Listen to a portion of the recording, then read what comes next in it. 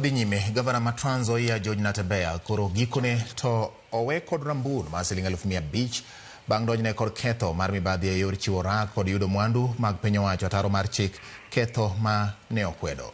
Jang'ad bura Charles Ondieki kata kamano e ng'eto mare ochiwo chik madino ne Natembeya dhi e apisi mare ma Trans Nzoia kuom ndalo 60 kaka yor chiwo thuolo makare ni duol makedo kod mibadhi e pacho ka EACC mondo tim nonro margi e yo mong'ith. Efinya Kidi noluwo siganani kendo ma e report.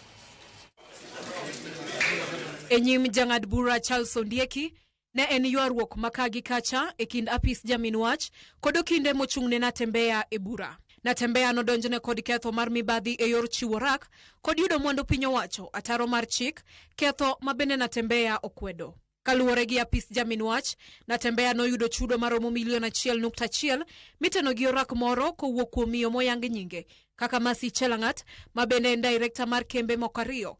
Kembe ma bende motelo ne ma nosemiyo rak kod kaunti ma Trans Nzoia. Bende Natembeya itudo gi yuto ma shillings $2.1 kowuok kuom Emmanuel Wafula Masungu. Apis jamin wach e kindego nokwayo doho mondo miyo chiw thuolo mar medo dino ne Natembeya wirani nonyalo rocho nonro kendo romo gi joneno ma bende gin moko kuom jotije kaunti ma Trans Nzoia. Paro ma okinde Natembeya kotelnegi kod Macharia Njeru nowito oko. Even when it is shown that they will attend trial, we are releasing them on bail will prejudice the trial and therefore the integrity of the trial. This court has a reason, a compelling reason to deny them bail. Your Honor, what was so difficult with just summoning to court, telling him to appear in court on such and such a day? Why all the drama? Arresting the man and putting him in custody. There is no way in the charge sheet that says that the governor abused his office. There is no way in the charge sheet where there is a charge of conflict of interests. Eng'eto mare, jang'ad bura Charles Ondieki noweyo gavana Natembeya gi rambun ma shillings 500,000. Kata kamano, nochiwo chik madino ne Natembeya dhi kata tiye apis mare manie boma ma Kitale kuom thuolo mar ndalo 60.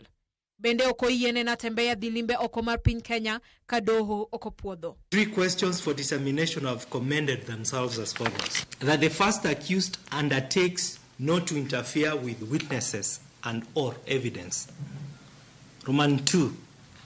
In order to allow EACC to secure evidence and witnesses, if any, or if there is further evidence to be secured, the first accused is prevented from going to his office at the county headquarters for a period of 60 days running from today. Burano ibiro winj kendo tarik 3 dwe mar auchiel.